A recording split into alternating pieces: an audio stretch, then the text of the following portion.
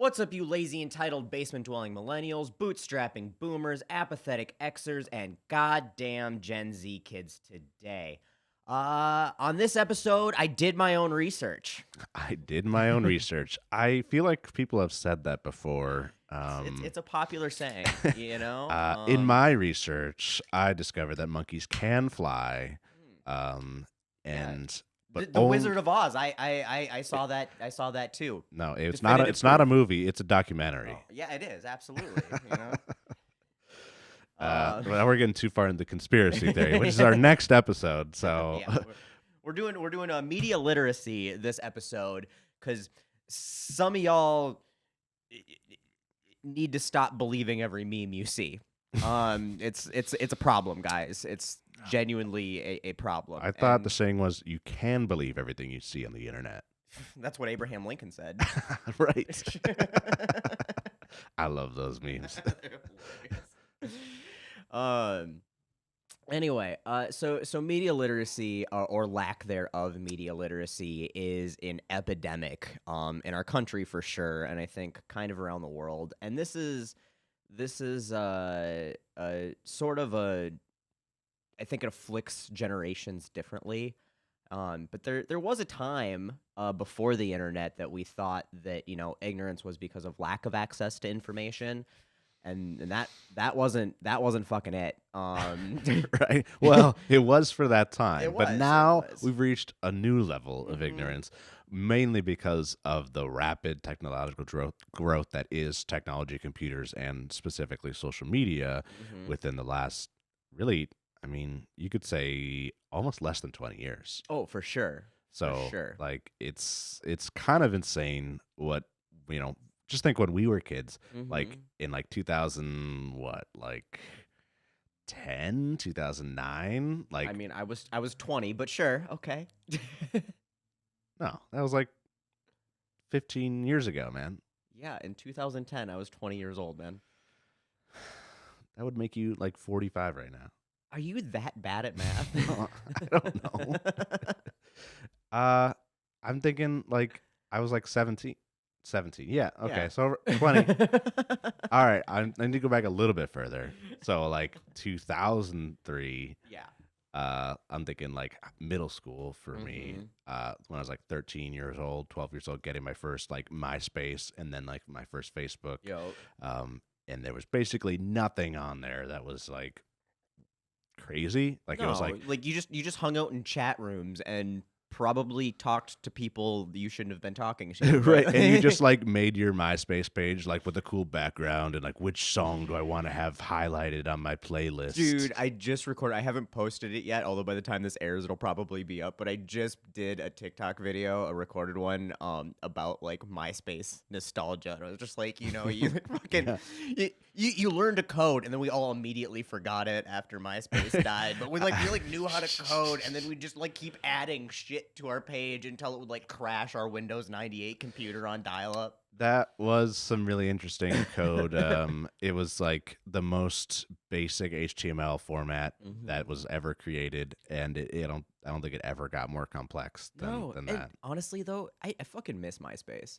If MySpace, I think if they relaunched MySpace today, maybe get rid of like the top 8 thing because that was a little fucked up. Like that was like.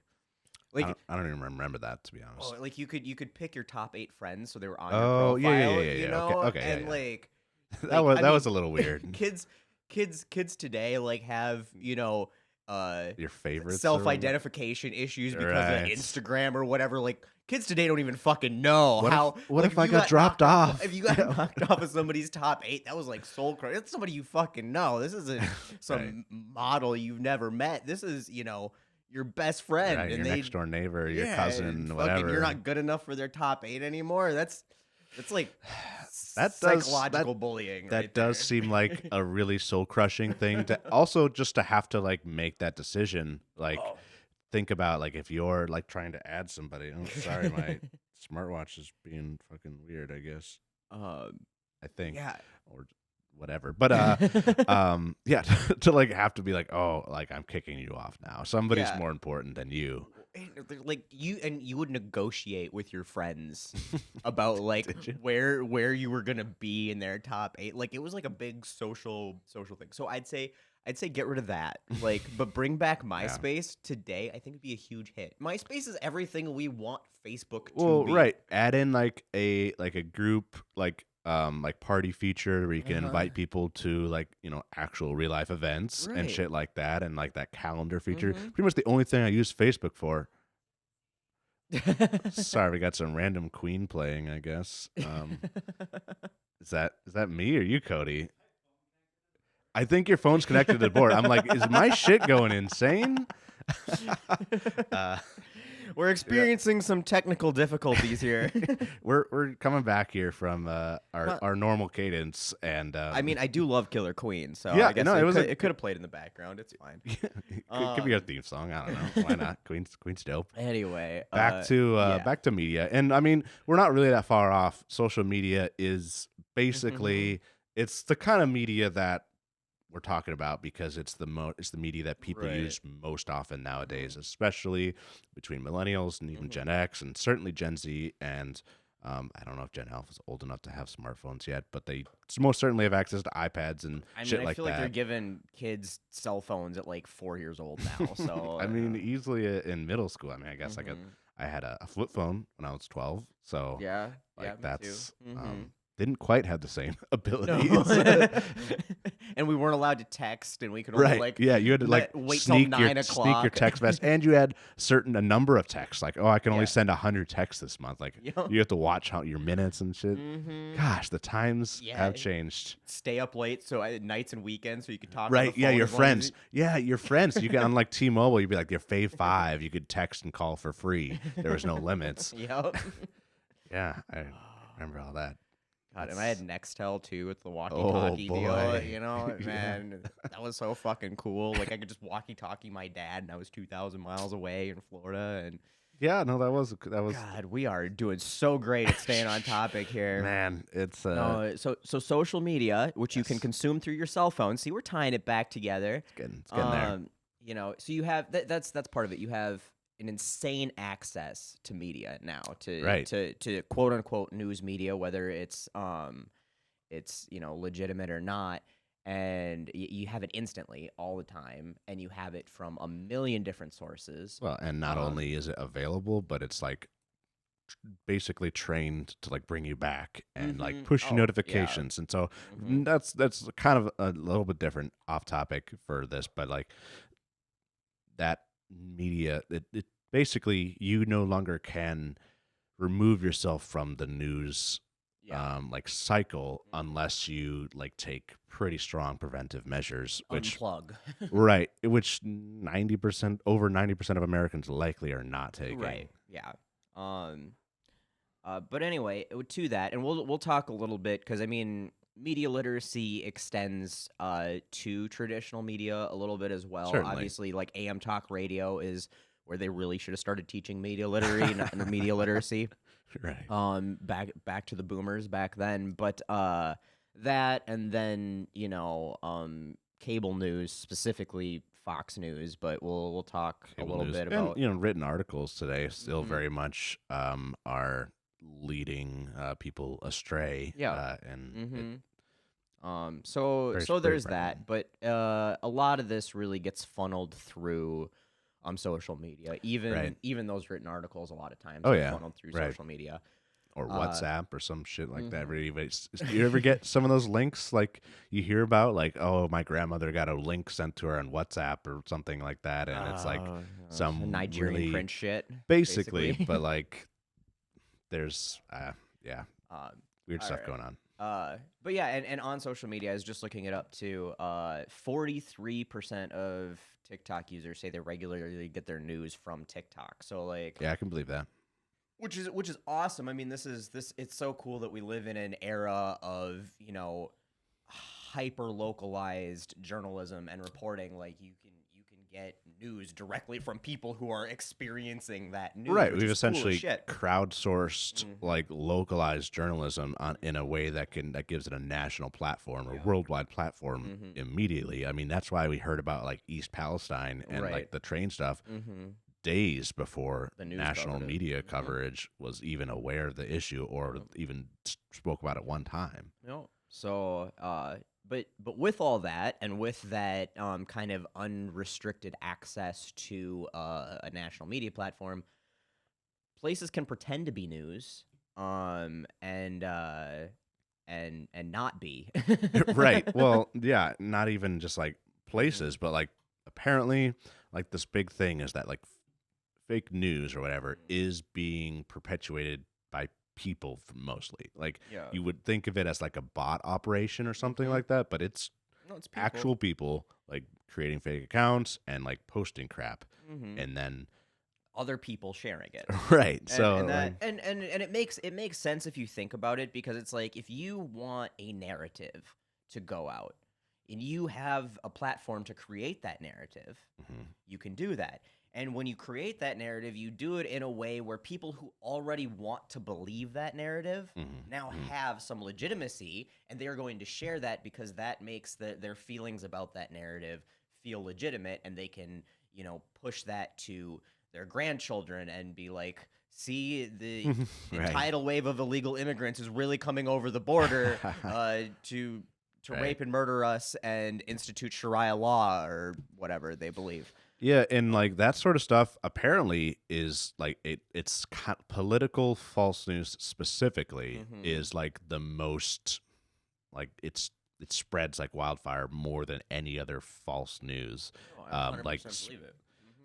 basically there was a study in like 2018 or whatever that showed that fake news was 70% more likely to be retweeted than the truth on a particular story. Oh, I So 1,000% believe that. and apparently they also like looked at like how that was possible and like why how was it being done, and Mm-hmm. mostly it's being done by users that had less time on Twitter, less followers, and posted less often, but with the only thing that they were posting was like this false narrative shit. And so like somehow it's being perpetuated by these like non-user Hmm. users. So it was really interesting. You think that the algorithms would weed that shit out? I don't. So that's we're going to talk about that Mm-hmm. algorithm stuff in a little bit, but that's the opposite of what they want to do. Is they want to bring more people, and so Right. like Yeah. that's it's No, it makes sense, I suppose. That goes back to that the psychological aspect of trying to make you addicted to the platform and right, bring you back all the time. right. I don't know. I can't understand being addicted to Twitter. I tried to get into and onto that platform before. Yeah, it's specifically Twitter. I don't understand. Yeah. I am.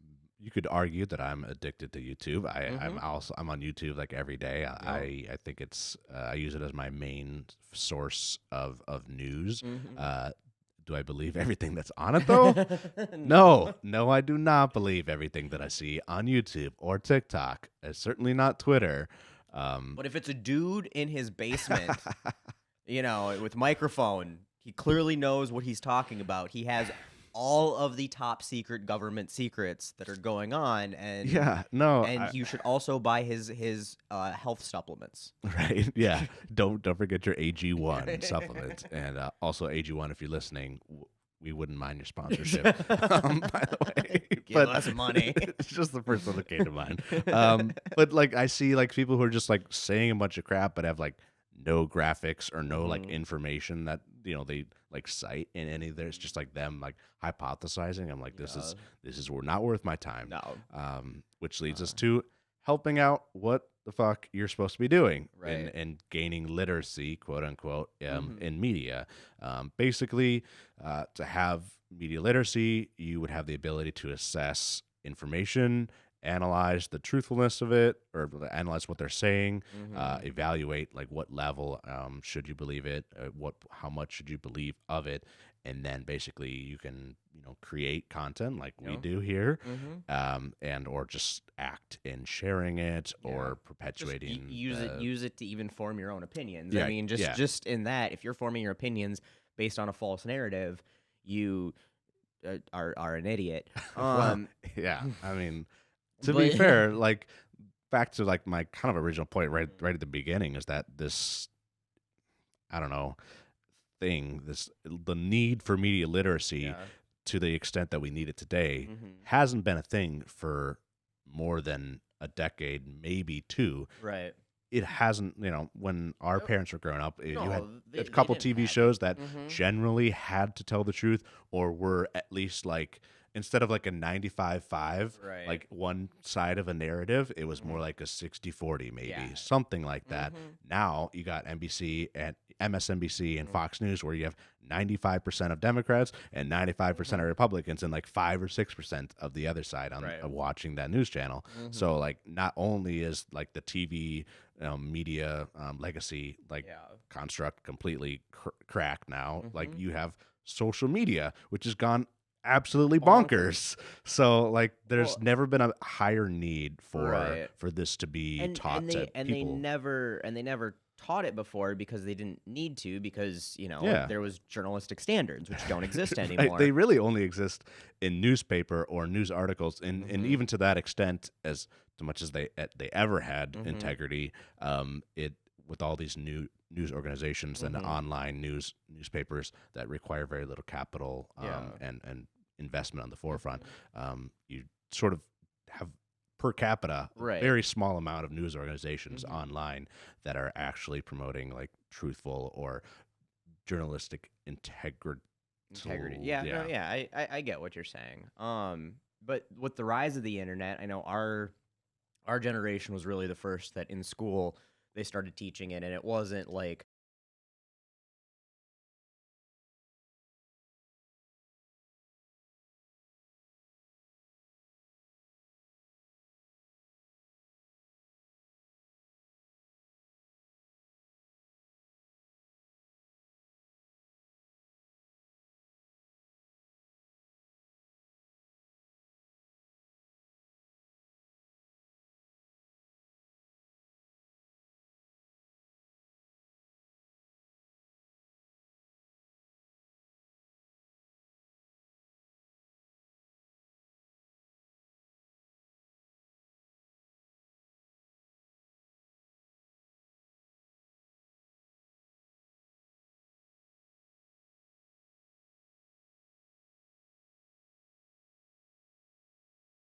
Minds are sort of they're leaving, especially teenagers. yeah, Their sort of like ability to understand the world yeah. and just kind of right and wrong Mhm. is, I guess, changing from more of a black and white sort of world understanding Yeah. to a relativistic world understanding, Mhm. and that basic like kind of babyish like taking your first step right into Mhm. that world of relativistic truth Mhm. is pretty challenging in the Yeah. world today, especially. So So I wonder, I guess I don't know how deep you got into that information, but is that something that most kids kind of grow out of in the next few years as they learn more about it? I Or I mean, didn't. I There don't. wasn't like a ton of trend Yeah. information out there from what this articles I was reading. It was like Scientific America and stuff. Like I tried to get in there into some more like academia type of Right. sources and news articles. I And feel like Gen Z is pretty solid on seeing through the bullshit online a lot more, but I don't know. they were talking about Gen Z a little bit. I Mhm. couldn't find anything. I could not find anything Mhm. at all when I was looking at like a generational kind of perspective on Mhm. media literacy. There was no information. I was able to find one group. I think it was like medialiteracy.org or something Yeah. along those lines that had like a webinar, but I couldn't go watch it.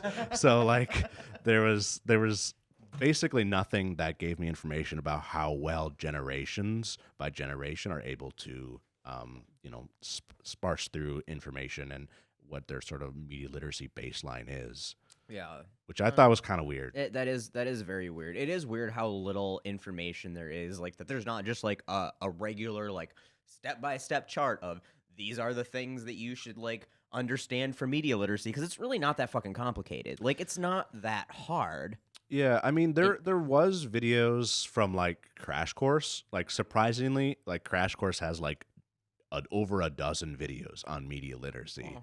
like going back to like the 1900s level media literacy Mhm. to like today, and like I was like trying to find something but Crash Course Right. videos on it. I did find a TED Ed playlist that had like 10-minute long-ish videos. There was like maybe 10 of them. So like there is some information out there, but not like mainstream, I wouldn't call it. Yeah. Well, I think we should get into it because it's like just get into the media literacy part of it because that's really what this is about is just Yeah. Obviously kind of bringing guiding people through this. And I really do. I mean, it sucks that we can't find stats to back this up, but yeah, as far as you I can always know tell. when it's a boomer who shared a meme. I mean, if we're being honest, No, that's true. That's true. it's and again, they weren't taught it, so they tend to believe, if it makes it onto a screen, it must be true type of thing. Unless Right. I don't want to believe it, you heard that on NPR, you sheep. What do you Right. but Well, to be fair, NPR is generally just on the radio and not on a screen. So, that is true. That why is- would you believe something you hear instead of see? well, I would have to ask Rush Limbaugh about that. Right? No, that's valid. That's very valid. But so questioning things is always every time I try to talk to people about like statistics and news articles that struggle with media literacy, and are trying to push a bias that I already know is untrue, and I'm trying to walk them through why it's untrue if you Right. just stop and think about it for 2 fucking seconds and every time I cite something they're like oh you just don't want to question that, and like questioning things is good, but questioning things because you just don't feel like believing it isn't questioning it. That's just rejecting information. If you have no basis to question something on, you're not questioning anything. You're just looking for a reason to discredit it or discount it. Right. So if you don't have any valid credentials or information to question that, don't question it. Well, and that's part of the like evaluate stage of Mhm. a media literacy is like it's one thing to like you're getting access to the internet and you have access to all these news organizations posting videos, whatever, blah blah blah, and then you look at information, see what you can gather, and then you're like, well, how credible is this? Yep. And like where's this person getting their their information from to tell Mhm. you? And so like if people don't take that step to like understand where the bias is and what Yep. what information you're getting, then you Mhm. end up with this like insane level of confirmation bias that's almost impossible to counteract. Right. Yeah. Oh, and I think that's where you hear something again from the dude in his basement, discrediting Dr. Fauci because he I don't know, he heard Alex Jones tell him something. I'm not even sure these Or, people. Dr. Fauci was wrong about something. Right. God forbid, like he made Mhm. a mistake or said something that was, a guess or factually not 100% vetted. Like all Well, all the early stuff with COVID that came out, and it was like this is what we want you to do, and they like tried to like I think they were maybe a little bit too forceful in their Yeah. verbiage. But they were just doing it to be like, this is the best way to keep you safe as far as we know. Yeah, and that's another thing that I didn't put in here, and I guess I don't know if you did or not, but just because something turns out to be untrue once we have new information, Right. doesn't mean that person was illegitimate. Right. Like Or that's purposely lying to right. you. Like, you can be an expert in a field and not have all the answers because, again, especially with something like COVID, or climate change and stuff like that, it's like we're doing the science, we're doing the research on something that is happening in real time, right. and you make a decision with the information, the best information you have at the moment, and you act on that. And then when you get new information, you change, you grow, Right, right. you adjust to that information. And it is wrong, it is bad to stick by your guns. Do not ever stick by your guns if there is Yeah. credible information. You should always be moldable to a certain extent and at least willing to accept a premise that somebody's providing you. If you know exactly how that premise is deeply flawed, like it's okay Yeah. to be at that point push back, but just like not believing anything that anybody, a particular group of people has to say, like just because they're the ones saying it, even if it's not like factually truthful, the fact that they are pushing some sort of narrative gives you light on their perspective of reality, Yep. and it helps you understand what they're trying to say, Mm-hmm. even if they're not saying something that's factually evident. If all they're trying to Right. do is get power and like be an Mm-hmm. asshole, then it's like, well, fuck you. But if Mm-hmm. they're like a group of people that potentially are just like random normal people Mm-hmm. that are like hurting and they feel like, the government is like trying to control them, Mm-hmm. it's like, well, okay, well, you just feel helpless in our Yeah. situation, like most Americans do for or Mm-hmm. did during COVID, and you're sort of pushing against something to make it feel like you have control over something. Right. That's normal. Like you shouldn't like lambaste everybody who thought COVID was a hoax at first, but like if they can, if you can change their I'm mind, feeling a they're little like, attacked right now.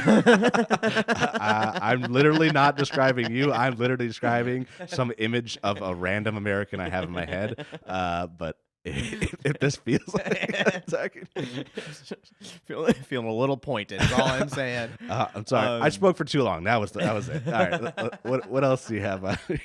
You get YouTube in his basement guy. Right, yeah. But I just wanted to end on that. That just because you find something that turned out to be untrue, or a portion of something that turned out to be untrue, it does not discredit Mm-hmm. an entire basis of collected data that is true. Like Right. maybe masks were less effective, or a vaccine was less effective than they were hoping it was going to be, or initial studies. It doesn't mean that these things are the whole thing was bullshit. Right. Like Or like that vaccines were created only to make money for Pfizer and Right, Moderna. yeah. It's like that's and an like insane thing to and think.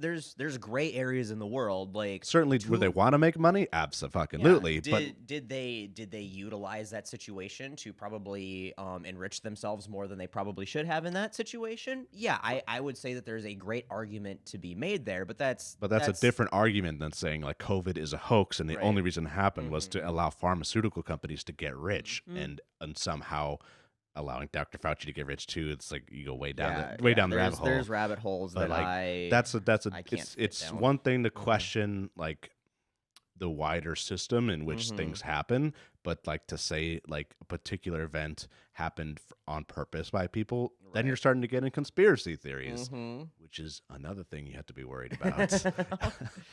But yeah, you had something here about the algorithm too. Yeah, I On mean YouTube. it's not YouTube specifically. It's Mhm. social media algorithm in that it and we I think everybody who knows a little bit about media literacy and is Mhm. just cognizant of media and social media in general Mhm. understands that like the whole point of social media is to keep you engaged. Yep. And the way that social media often keeps you engaged is by sort of finding like so you search for one thing and then it kind of leads you to the next like weirder thing maybe and Mhm. go down the rabbit hole. That's why Yep. it's like a normal saying is like Mhm. that's what social media does. And so like it's Which is also something worth noting, is that if you see something on social media that interests you, don't follow that rabbit hole down. Leave social media and go look for it in the world. Out on Google it. Basically, right. is what I'm Well, saying. yeah, and like I'll do Mm-hmm. I find it fun. I'm sure many people do. It's just like surfing, YouTube or Mm-hmm. TikTok and like kind of riding that wave, so to Mm-hmm. speak. Yep. And then like the next day being like, okay, I thought that was interesting yesterday. Like, let me see if I can go find some more Yep. stuff about it because I still think it's interesting, Mhm. but you don't go back to that same source. Right. You go to Mhm. a different source. You try to find somebody else who's Mhm. saying a similar thing or something completely different that's about that topic.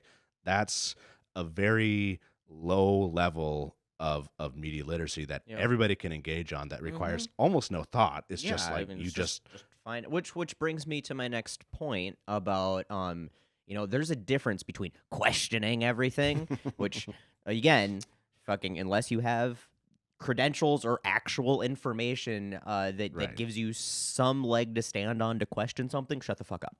But there is a difference between questioning and vetting media sources and studies Sure. and things like that. And that's kind of what you're talking about. That's one of the very first steps in vetting, is just cross-referencing this story that sounds a little outlandish Right. here that I saw on social media.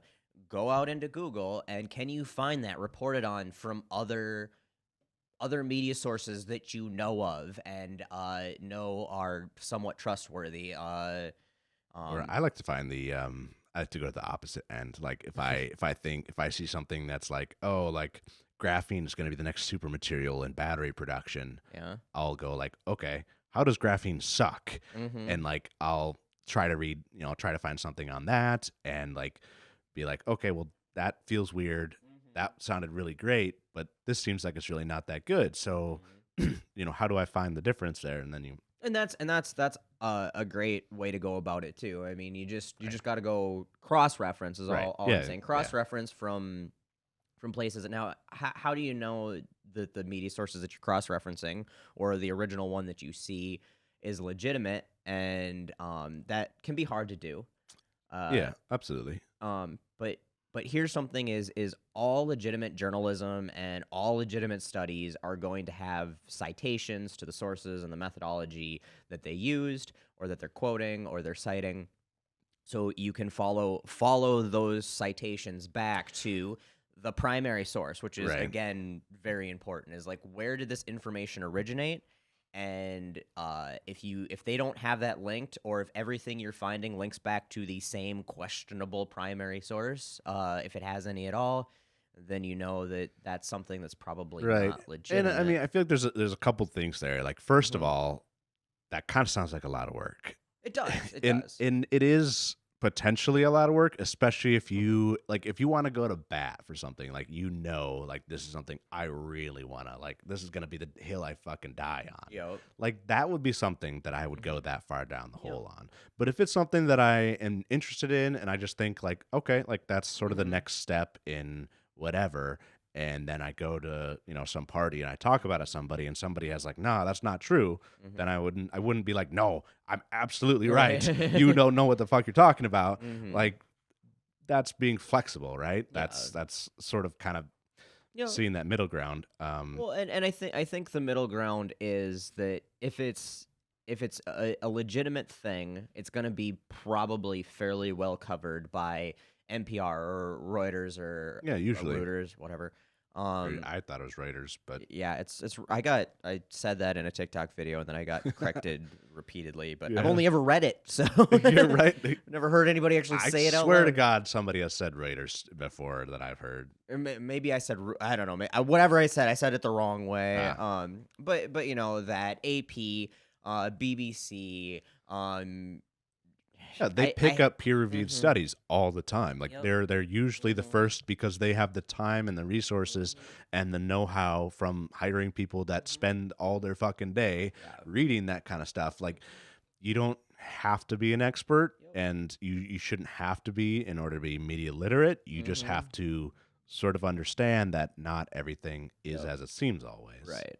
So if you can find a couple of those outlets that report on that, you can be pretty confident that the information is mostly accurate and correct, and you are okay to repeat and share that and form an opinion based on it. But like, where you'd want to go further down that citation rabbit hole is if you hear or read something and then you're finding it's like Patriot Tribune dot TV is, Yeah. like, okay, well, where did they get this information from? Right. And if you cross reference that and the next thing is like, conservative bugle or like whatever, then it's finding those primary sources is where that becomes important, because they probably don't have any, and if they do, obviously you want to see it and read it for yourself, not through the lens Right. of however they're trying to spin that It sort of just thing. reminds me of like conservatives trying to make ballot measures about things that are already illegal and Yeah. promoting them to be illegal to get people to show up to vote. Like, it just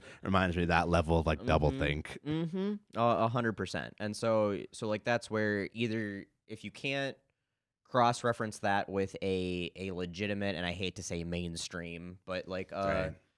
a legitimate recognized news source, media outlet, Yeah.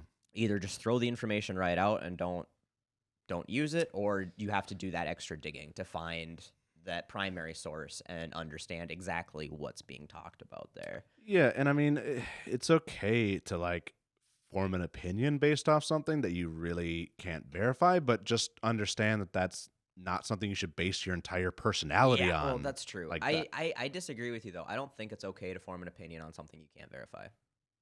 I guess about important things, I would say no. Like, to your point, yes, you should not do that. But like, I don't know, like, not everybody has to verify everything, but if you're But then if you're not doing it, you shouldn't be forming a fucking opinion about it. well, Like, right, but you shouldn't go on a show or like a podcast right, or create like create content about it. Like if right. you're not one of You those also shouldn't creators, vote based on it. that's also true. You also shouldn't Also talk true. about it at parties and tell people, that this is a thing that's happening, because we all have that happen all the time. There's always Sure. that one guy who's like, "Oh, did you hear that, AOC wants to man a mission to the sun and go at night so it's not too hot?" And it's like, that's not a real thing, man, and you didn't verify your sources, and now you're forming an opinion. Okay, that's okay, but I don't know. I'm talking about things that aren't fucking weird.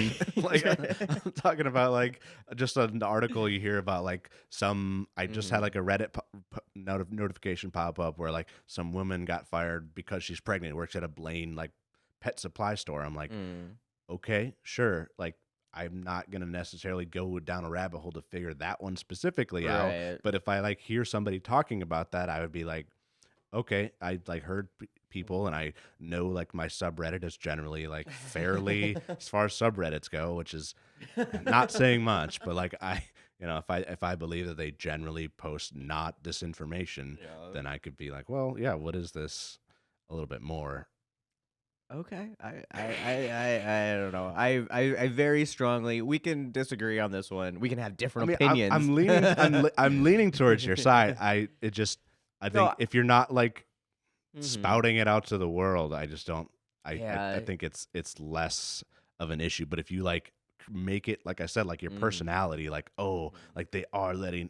It's open borders down there to like all your family and friends posting that shit on Facebook, then like.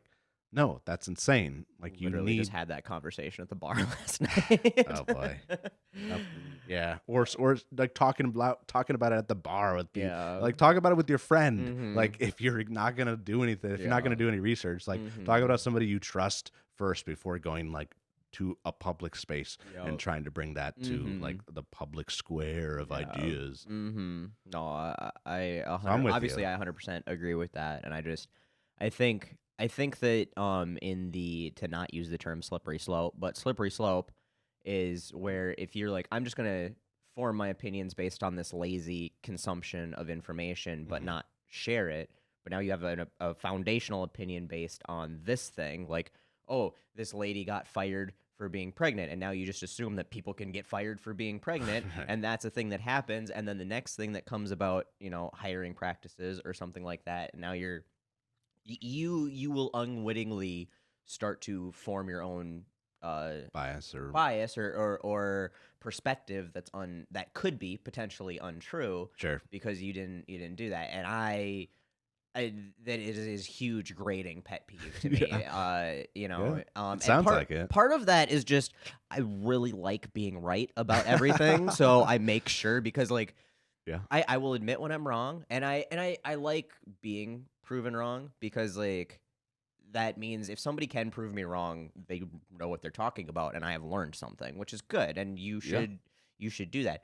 But nobody likes to be wrong. Like, you want to believe that your perspective that you've formed is correct. Right. So I do absolutely everything I possibly can do to make sure that if I have an opinion on something that I'm going to ever talk about, I'm right. And so that's like that's totally fair. I'm okay with Yeah. being a little bit less right all the time. Like but I also when think about things that I do care about, obviously things that we talk about here all the time, like those are the type of things that I do my research on, and I really will get down to the bedrock.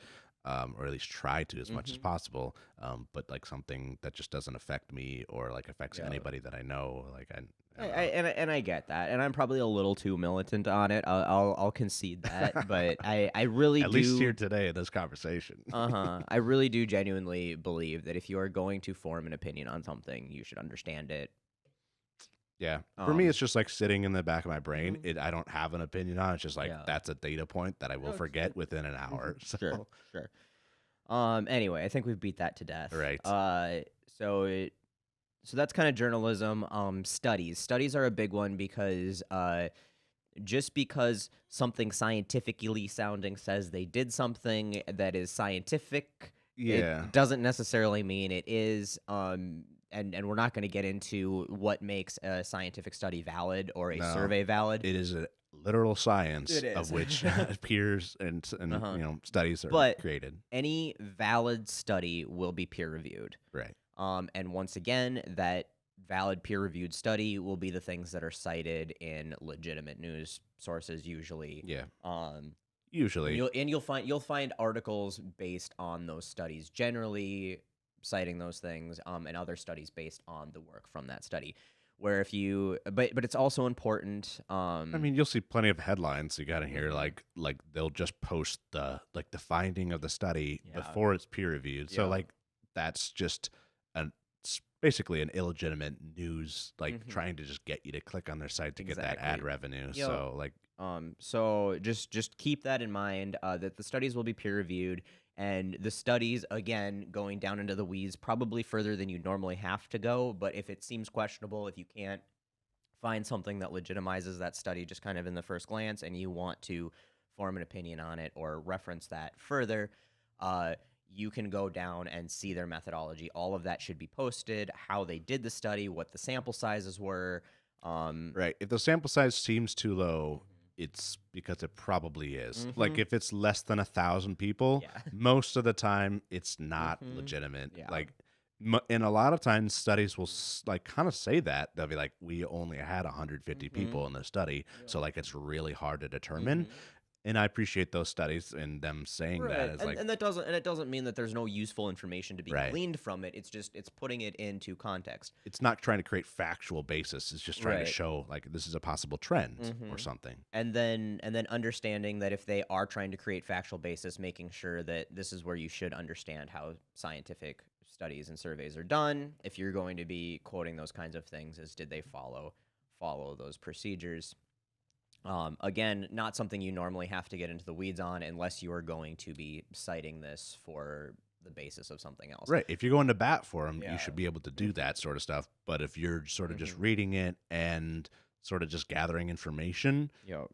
that's kind of where my point was like, you don't have to know like how good the study was. If you're sort of just repeating this information, hey, I saw this. This is interesting. Like, what if this was actually true? Yeah. But that's probably not how. I don't think that many people No, bring that sort of information to it's light. not. And I think a lot of times, especially in studies, it's worth seeing who commissioned the study or Oh who did the yeah, study, yeah, because if the institution that undertook it is funded by or is themselves a corporate institution of some sort, yeah. and that study affects the way that they do business or affects a narrative around how they do business, or if they're a political institution and that study affects their narrative around their political biases, then you need to be really, really cautious about using that, because obviously, if you go into a study trying to find an answer rather than, or trying to confirm an answer you already have in your head rather than find the actual answer, you're going to have a flawed study. Yeah, absolutely.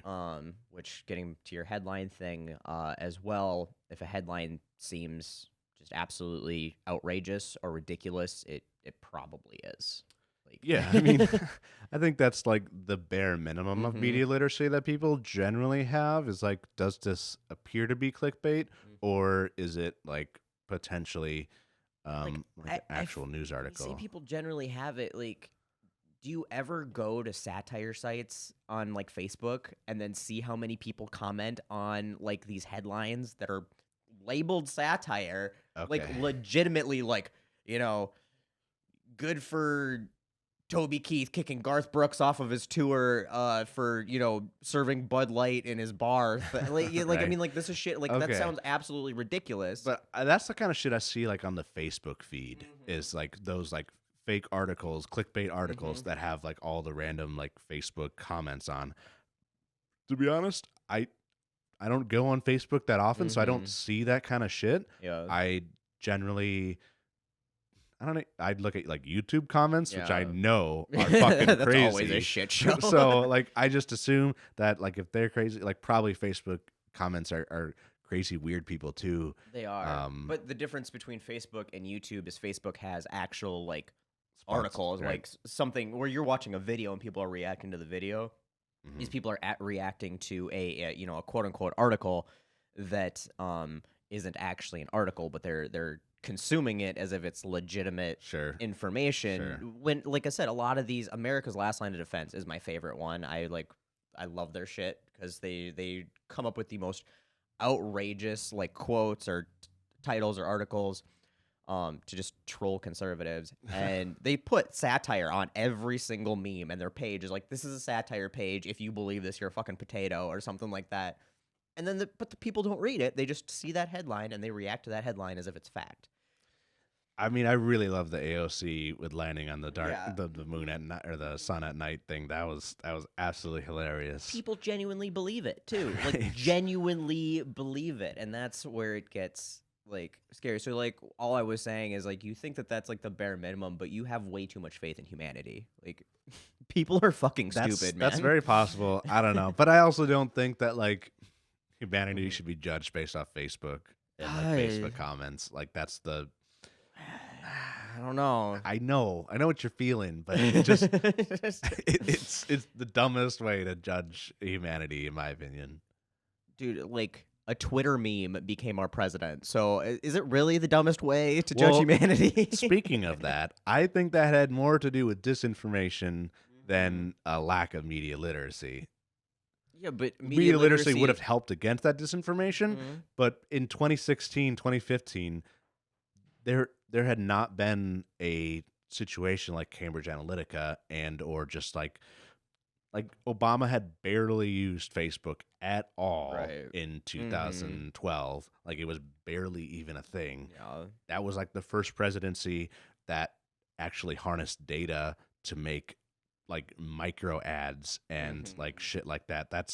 I feel like the human consciousness was not prepared for like the craziness and like the hyper like analyzation that was done to them. That is a fair point. Honestly, I think that was a huge factor as to why Trump made it as far as he did, and certainly why he got elected. Yeah, that's a fair point. I still think that it's a problem. No, that's absolutely a problem. I've been judging humanity based on that problem. You're okay, but you're on Facebook a bit more than I am. I am. That's probably second to TikTok is my second most used. Because I'm a grumpy old man, so I'm still on. You're one of those old grumpy millennials still on Facebook. I certainly am.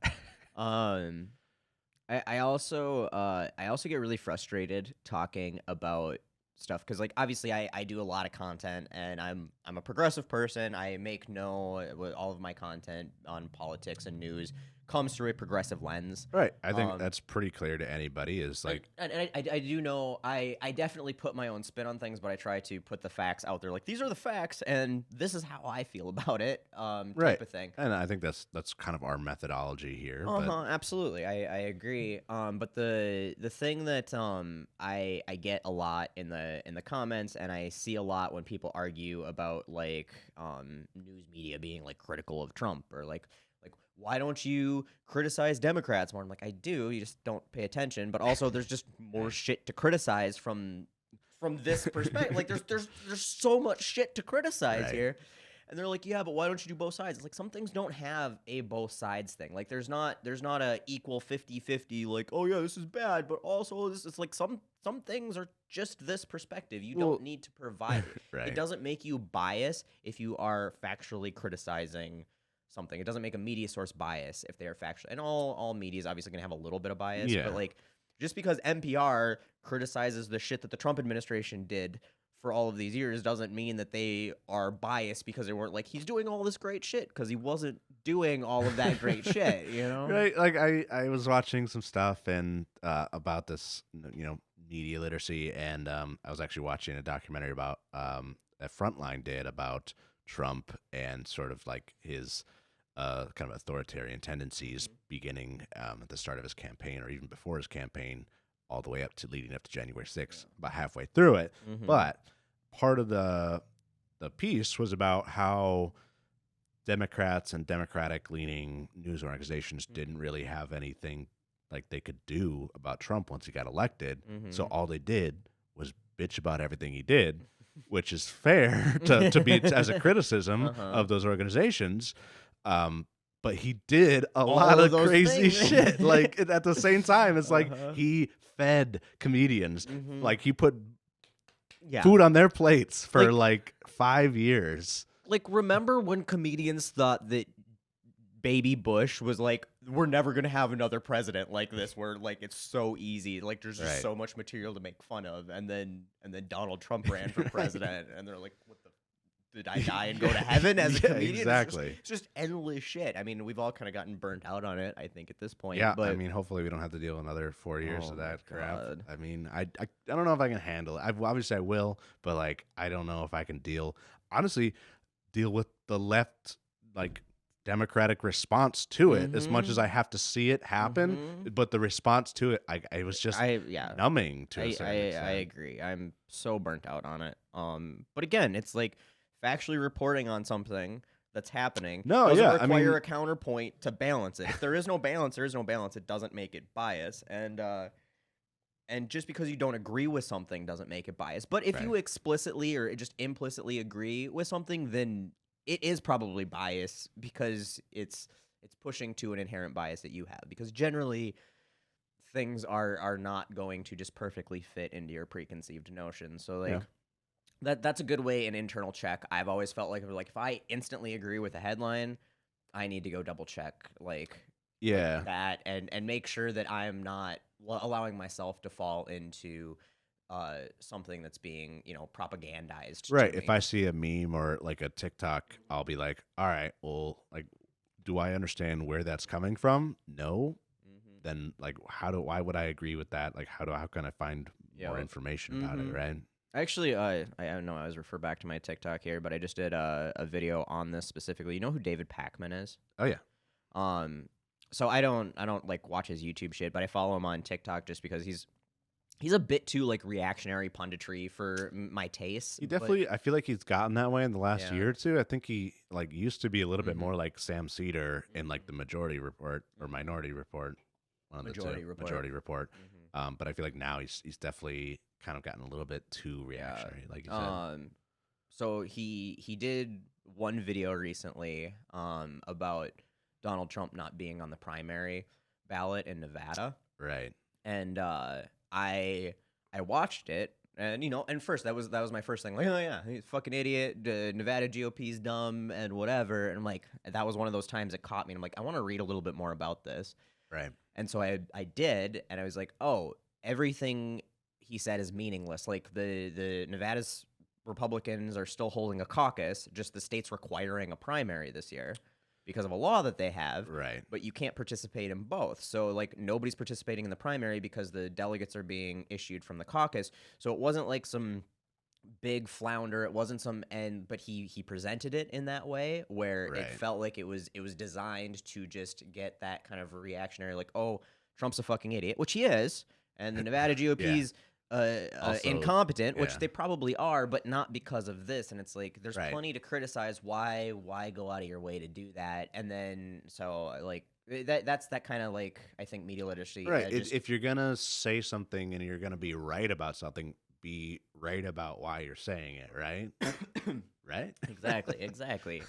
But I just always find that that's a good thing. Like if you're just inherently like, hell yeah, when you hear something or see a headline, that's a good indication that is probably a biased source, and you should double. And I think we're all guilty of this to some extent. When you when you're scrolling through socials, you don't like check everything. You're just like, that's funny. That's a funny meme, whatever. But like, that's just you like kind of just decompressing or whatever, like having fun. Like and that's okay. Right. It's absolutely okay. And I don't think that anything like from that specific David Pakman piece would do any real harm. Sure. It's just, other than just like the actual harm of like not appreciating Trump's candidacy for what it is. Right. Especially after winning Iowa this week. Like, like he's got a shot. Yeah, like, that's a big deal. So no, absolutely. But it's just that disingenuous, and it was a good example, a reminder, because I think we all need to be reminded about that a lot. Is we get really comfortable with the sources that we consume our information from, and we generally seek out ones that already kind of conform to our bias, which is okay. It's like it's fine to get a perspective through a lens you agree with, but it's just making sure that you always go back and check that bias a little bit to make sure that you're still getting factual, accurate information. Right. Agreed. So, yeah. I also want to put out when we're talking about the memes, the satire articles and stuff. It's like, just for fuck's sake, people read the fine print. Like, Right. like just it makes you not look like an idiot if you scroll down to the bottom and it's like satire. Like, you don't read the fine print, or like if you hear something, you can, or if you're reading an article, and again, go see who wrote the article. Is it an opinion piece? Is Right. it? God, there's so many fucking opinion pieces out there that make their way into like Wall Street Journal and the Times even. I think the Wall Street Journal is just straight opinion pieces now. Ever since Right. old Rupert bought it out, it's just like, Right. which makes me sad too. Because like the Wall Street Journal was always my opposite perspective go to, because it's always been a conservative. It was a Well, legitimate. it's always a pro-capital, Right. news, which is most news organizations, but Right. like very heavily. Yeah, they were a legitimate lean right news source. Like Sure. they Yeah. came at it from a bit more of a conservative perspective, but they gave you factual information.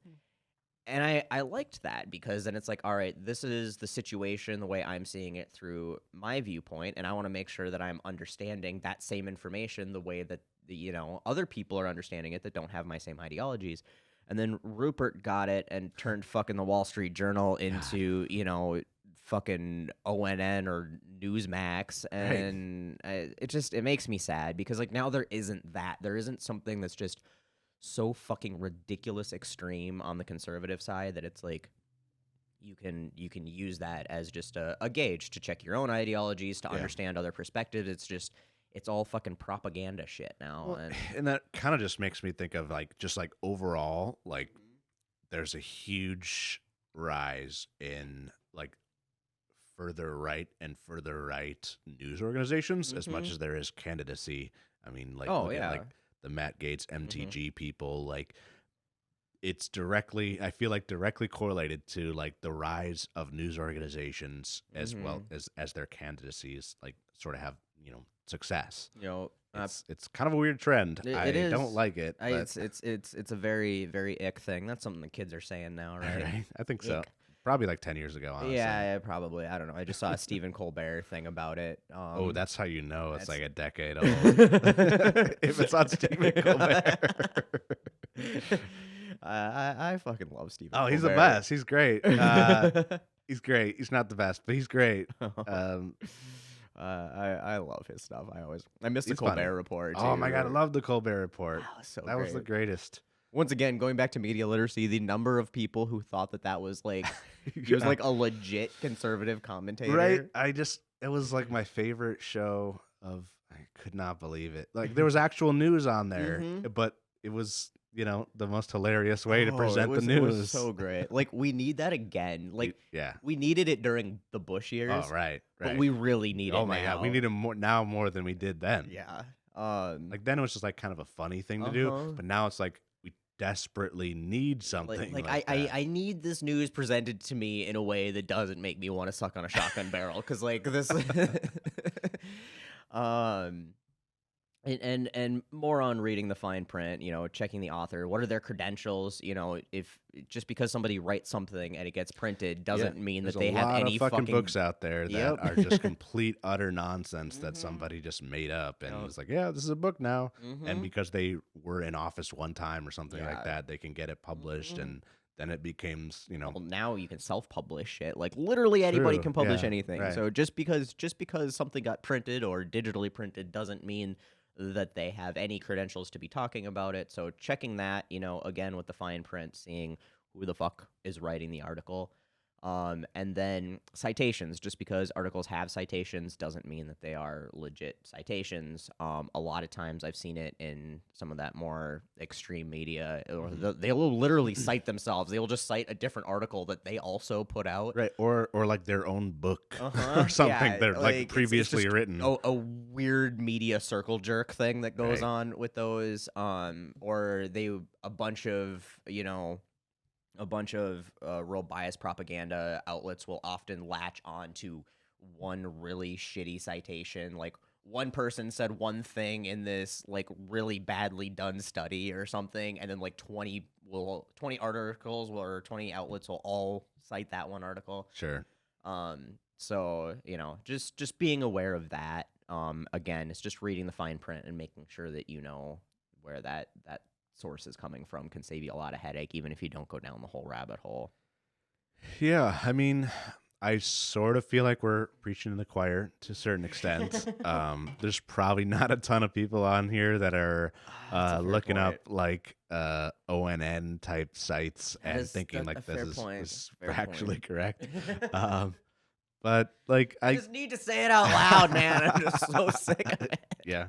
No, that's a fair. This is Uh, your cry for help. I it know. is. It I know. is. I get it. God, I And I'm here to remember listen. one of my comments um during like all the Trump election steal stuff, and like somebody's like, "Oh, there's tons of evidence. Didn't you listen to what Mike Lindell or watch Mike Lindell's like special thing?" And I'm like right there. I'm like, "Nope, I don't want to live on this No, planet anymore." Like you just cited the My Pillow guy. and we have a special connection to the My Pillow guy 'Cause because he's a it's- Minnesotan and is a Minnesota-based company. So we know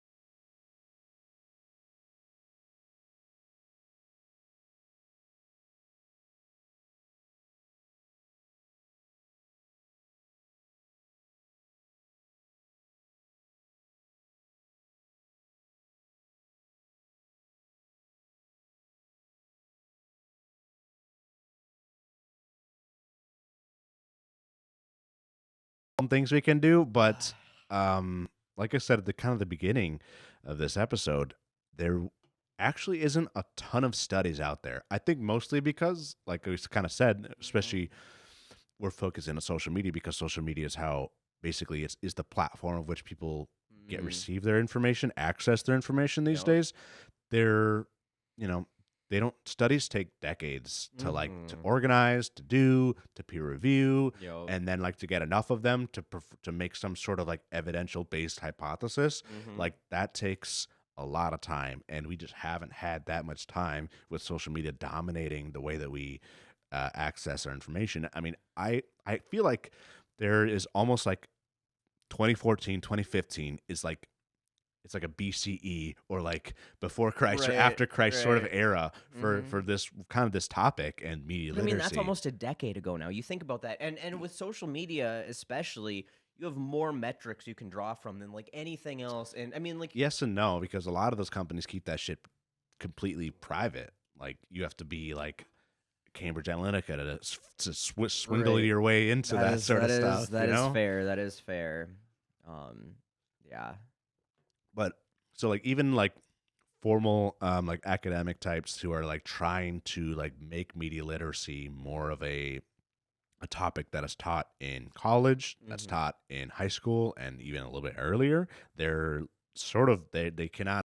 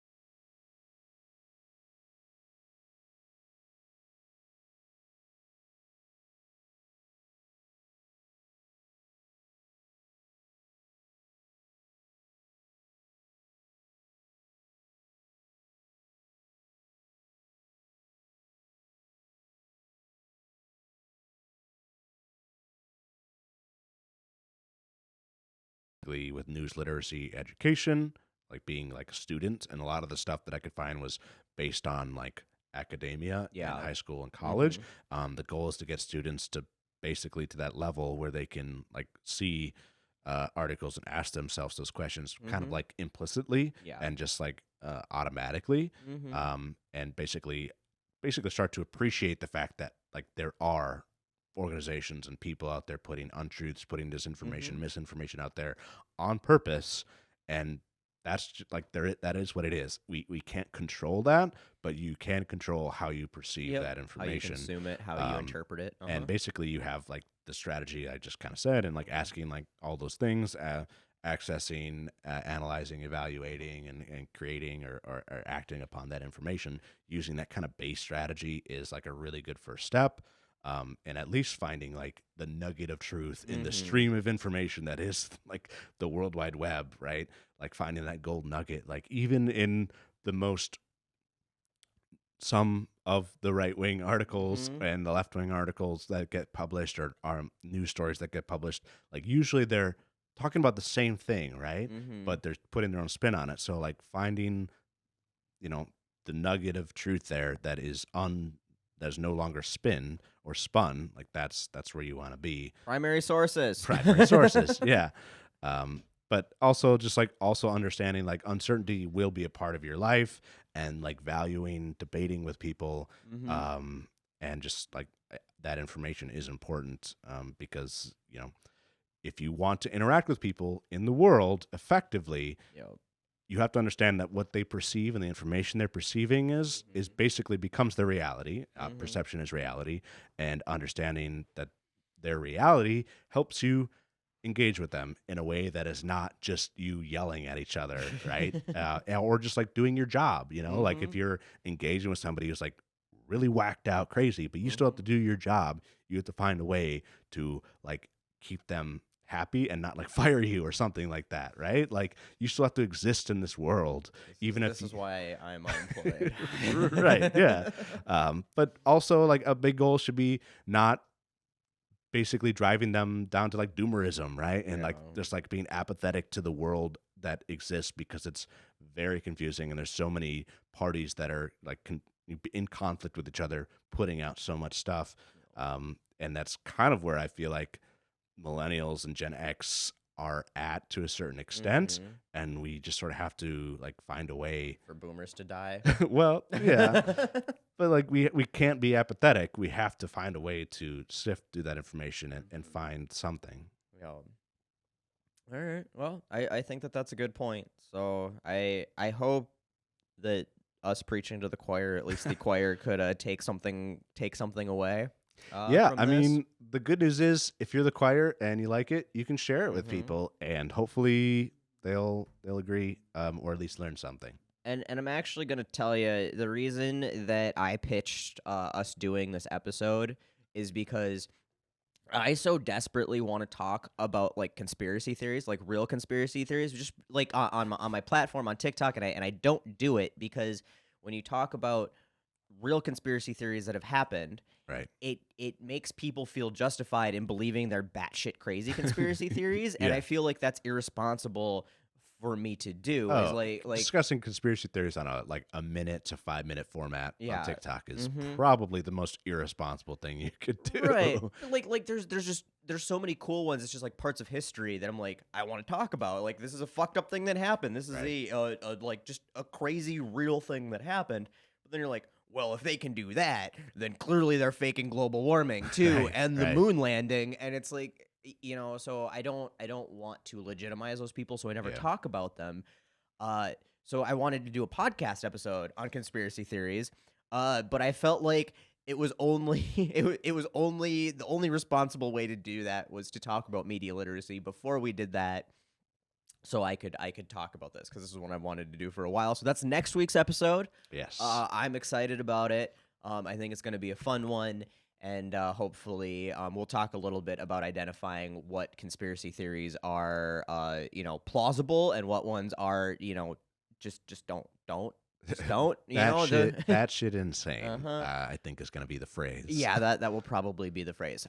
So we're gonna do that next week. So that was really the point of media literacy. Is I really wanted to drive this home that is important, especially if you're going to talk about things like conspiracy theories. You have done the legwork to know if your conspiracy theory is even plausible, where you can bring it up and talk about it without being a bad human being.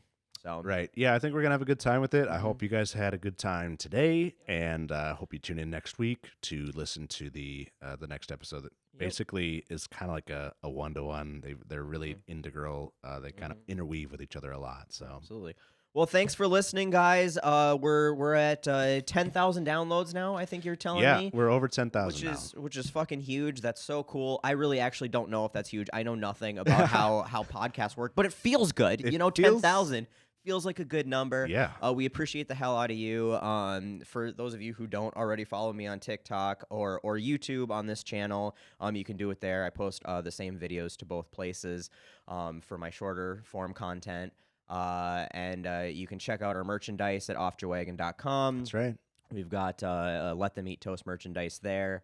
And Taylor's wife designs all of that stuff. She's awesome. We're gonna have a can koozie here because my beer is getting warm. I don't know about yours, too. but I need one. Well, I'm drinking it fast enough. Well, that's another issue. Yeah, entirely. But yeah, we're gonna be getting more out there. I know I keep saying it. We will eventually be better about updating the Let Them Eat Toast TikTok with some clips from this stuff. Yes. So please go follow us there. We're trying to get to 1,000 followers on that, so we can post the links to this right from there and stuff. Right. That it's a stupid TikTok thing. You can't post stuff in your bio till you have so many followers, but. Anyway, just follow us on all the socials, off Joe Wagon on all of those. The Let Them Eat Toast podcast. We really appreciate you guys sticking with us and making all the time and money and blood, sweat, and tears we put into it worth it. Yeah. We love y'all, and we will see you next week to talk about crazy fucking conspiracy theories. Let's do it. Thanks for tuning in.